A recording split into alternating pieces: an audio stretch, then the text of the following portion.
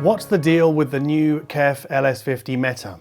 We've already looked at the active version, the LS50 Wireless II. That's behind me in grey here. Today we're going to look at the blue one, which is the LS50 Meta, the new one, compare it to the old LS50, the white one, and then ultimately compare it to the LS50 Wireless II.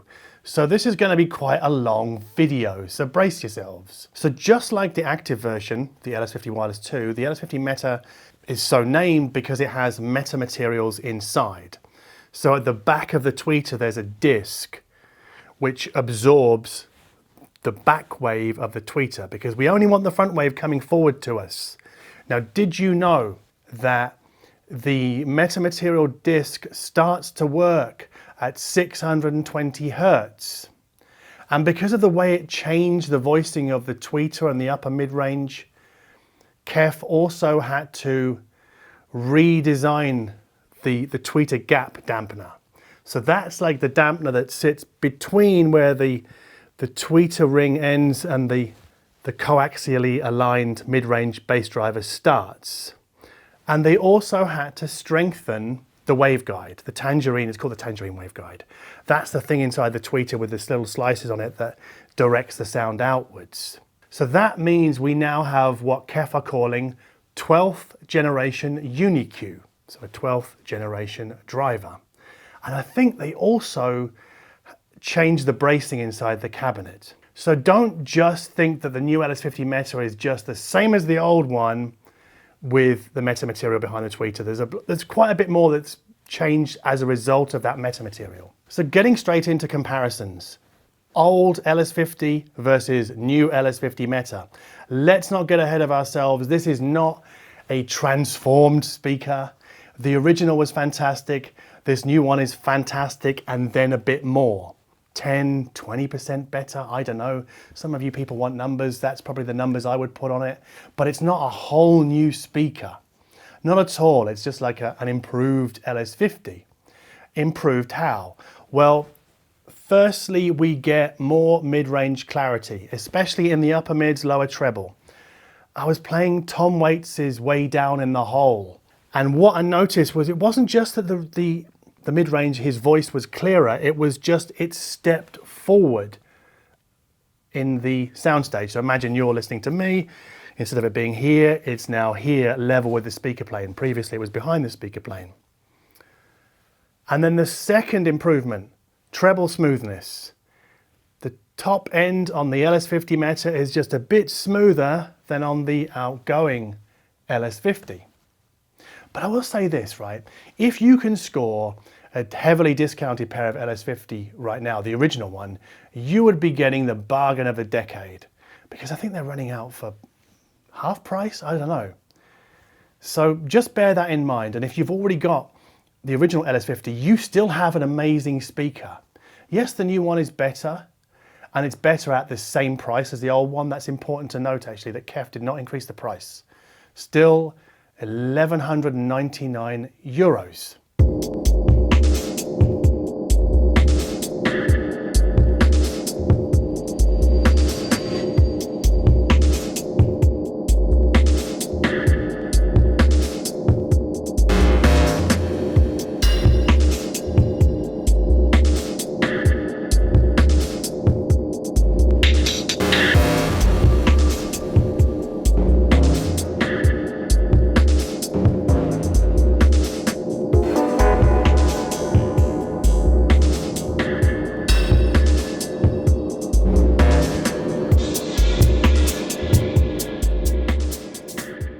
Now, because today we're talking passive loudspeakers, The sound of the loudspeaker depends somewhat on the amplifier being used to the side, connected with loudspeaker cable. You know what I mean, like an external amplifier. For this video, I used two different amplifiers, two integrators at two very different price points. The first one, the NAD C316BEE V2. What a name. €369. And the second one, the Hegel H95, which is €1,650. So those are the two amps that I use for this review. If you're wondering what the new LS50 Meta sounds like with other amplifiers, guess what I'm going to say next? I don't know. No idea. Didn't use them. Sorry. So let's start with the NAD. I hooked that into the LS50 Meta using AudioQuest Rocket 88 loudspeaker cable. You don't have to use anything as expensive as that. Of course you don't. But what I noticed straight away, the NAD is, as it was with the Wharfdales, rich, meaty, punchy, not the most resolving in the top end, a little bit rolled off, which I liked with the Wharfdales. But with the KEF, I can definitely live with it. I mean, I really like it. And having the Schiit Modi 3 and the Raspberry Pi 4 provide the digital front end, there is a system that I could very much live with. What I think the NAD is good at is it almost sort of, it doesn't eliminate differences between recordings, but it makes them less noticeable. It doesn't give us like a super clean window into how, say, Donald Fagen, like his 80s record, The Nightfly, is a much better sounding album than, say, I don't know, like the Young Knives, an indie band from the UK in the mid-noughties. So the NAD is it's a great all-rounder. And if, like me, you listen to a lot of punk and post-punk and a lot of poorly recorded stuff, you might just want to stop right there and go NAD, KEF LS50 Meta, done. Now, what about the Hegel H95? It doesn't have as much sort of mid-bass gut punch as the NAD, but it's not quite as thick or as, I don't want to say gloopy because the NAD is not gloopy, but it's more resolving and it's more refined. I mean, there's no doubt about it, the Hegel is the better integrated, especially if you want to hear the differences between, I don't know, high-res and MP3s, or Spotify and Tidal, or Donald Fagen and the Young Knives. So in that sense, it's a more transparent pairing, which, let's not forget the speakers here. LS50 Meta with the Hegel H95 is a more transparent pairing than with the NAD. So obviously better amplifiers reveal more. I mean, we don't always want to hear more, but I'm just saying that if you do want to, hear the difference between Tidal and Spotify, then the Hegel is the way to go here. And one other key audible quality that the Hegel gives us with the LS50 Meta that the NAD doesn't is like this top-end shimmer. So you hear this on the Donald Fagen track, is it IGY?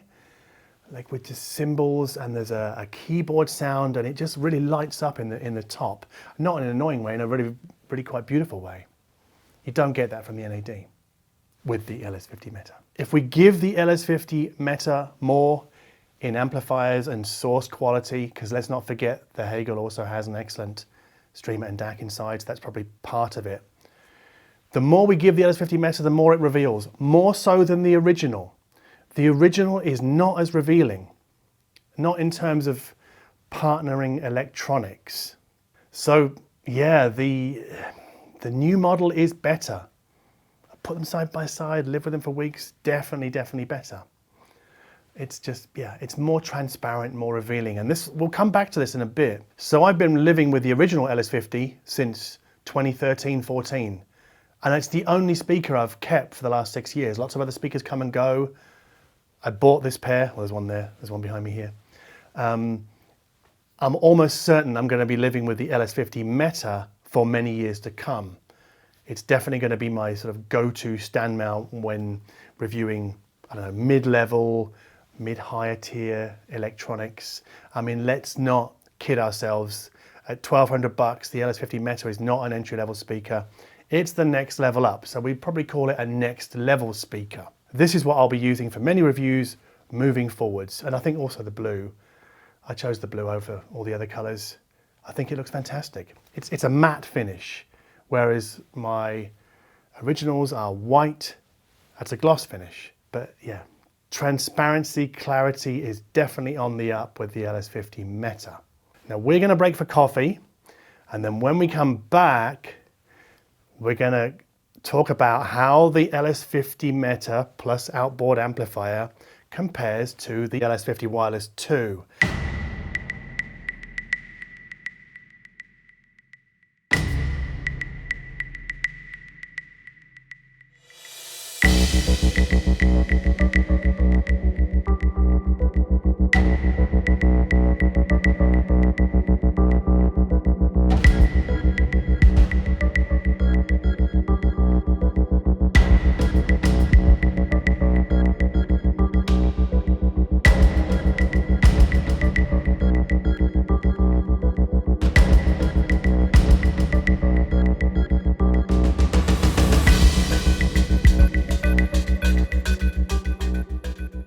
So the LS50 Wireless II, in the grey behind me here, they sell for 2,500 euros a pair. And the LS50 Meta, the passive blue speaker, sells for 1,200 euros a pair. Now in comparing these two speakers, obviously we have to consider the electronics we're going to be using with the LS50 Meta. So that means the amplifier, and then to a slightly lesser extent, the DAC and the streamer, because those things are already built in to the LS50 Wireless II. It's fixed. So what we have to ask ourselves is, how does the LS50 Meta, when paired with the NAD and the Schiit Modi 3 and the Raspberry Pi 4 or the Hegel H95, how does that passive bass system compare to the LS50 Wireless II? We need to talk a little bit about money just quickly though. The Hegel H95, 1,650 euros, DAC and streamer built in. The NAD with the Schiit and the Pi, you know, that comes up to about 1,700 euros when we factor it in with the LS50 Meta. So it's cheaper than the LS50 Wireless II, whereas the Hegel, when we put that with the LS50 Meta, we get up to about 2,800 euros, 2,900 euros. So it's 400 euros more, roughly, than the LS50 Wireless II. So our Hegel system is more expensive than the LS50 Wireless II, and our NAD system is less expensive. Oh, yeah, I'm not factoring speaker cables into this. You're on your own with that. Now, with the original LS50, I found that you had to spend much more money than we do with the Meta on an external amplifier to better the original LS50 Wireless. That's not true with the LS50 Meta, which is a really surprising finding, because coming into this, I expected the LS50 Wireless II to be convincingly better than a 500 euro amp or a 1,700 euro amp paired with the Meta. But no, it's not. It's not as cut and dried as that. So, you know, it's actually so close that I can't really say this one is better or this one is better, of all of the combinations actually, which I find very interesting. I didn't expect that. So it's not a matter of better or worse, but just different. Yeah, I know that's a cliche, but it really is. Let me explain. So the Hegel paired with the LS50 Meta doesn't give us quite as much low-end woomph or oomph as the LS50 Wireless II. It's not quite as detailed either, and it's a little bit more reticent with dynamics. And the active LS50 Wireless II also gives us more obvious layer separation top to bottom. Now, I was trying to think of how best to explain this compared to the LS50 Meta system with the Hegel, and I came up with pastry. So for me, the layer separation in the LS50 Wireless is more like phyllo pastry, and the passive LS50 Meta system is more like short crust. Does that make sense? Makes sense to me. So what that means, the upshot in audio terms, is that the LS50 Meta with the Hegel and with the NAD, it isn't as overtly transparent in the upper mids. So with the LS50 Wireless, there's like this window in the upper mids, which is just really very nice, and that's not so well separated in the passive system. And with the LS50 Meta, the treble is smoother, whichever amp I put with it, like whichever amp. And it's more of a cohesive sound, so it's not stretched out as much as the active speaker gives us. It's more together. Some people might go, oh yeah, well the LS50 Meta to me, John, sounds more musical than the LS50 Wireless II, which is clearly more accurate. So maybe this is like that kind of old school musical versus accurate comparison. I can see why people would say that, even though I hate the musical word, but I'm mentioning it here to make my pastry thing, yeah, I guess to offer you something more relatable than just pastry, basically. I can't believe I'm talking about pastry in a hi-fi video.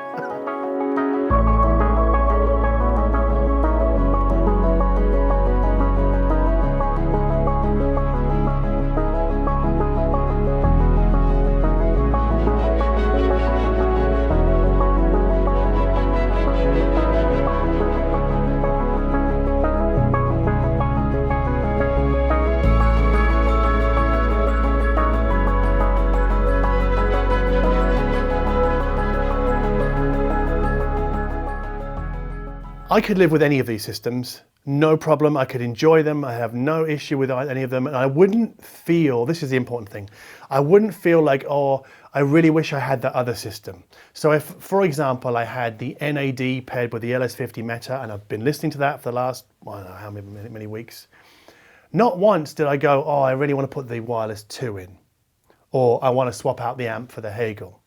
Even though the Hegel gives us more detail, more refinement, it gives us more insight, although not quite as much as the LS50 Wireless II. It's more refined. It's just a more mature sounding amp. The NAD is a bit rougher around the edges, but it does have that gut punch, which the Hegel doesn't, and I love it for that. And I'm telling you, man, like if you're looking for a €400 integrated amplifier that's not Class D, that has a kind of rich, warm sound. I know those words are horrible cliches used by the audio press and especially hi-fi manufacturers, but it really is rich and warm, where I would never use those terms with the Hegel. But anyway, if you want that kind of sound for next to no money relatively in hi-fi terms, that NAD C316BEE V2, go get one, it's fantastic.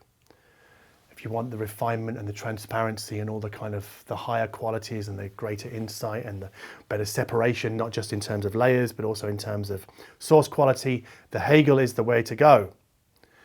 But I just can't say that Hegel plus Meta or NAD plus Meta is inferior to the LS50 Wireless II, because they aren't. So I'm going to finish with a coffee analogy, and that is this. The LS50 Wireless II for me is a bit like an Americano, so a big black coffee. And then the LS50 Meta with the Hegel is like a cappuccino, but easy on the milk, heavy on the foam. And then the LS50 Meta with the NAD is more like a sort of a big bowl of milky coffee. What do you call it? Milchkaffee in Germany? Yeah, the Germans have this thing called Milchkaffee. I don't even know what they were ordering. It's weird. But anyway, we don't talk about that. But yeah, the NAD is a bit like that. So that's where I'm going to leave it here. That's where I'm going to wrap it up. So just know that previously, yeah, I was all about the LS50 Wireless, better than whatever integrated you could slap on the LS50. But with this new LS50 Meta, it seems to have evened things out much more, and that's interesting. So that's it. That's my take on the LS50 Meta versus the LS50 original and the LS50 Wireless II. I hope you got something out of this video.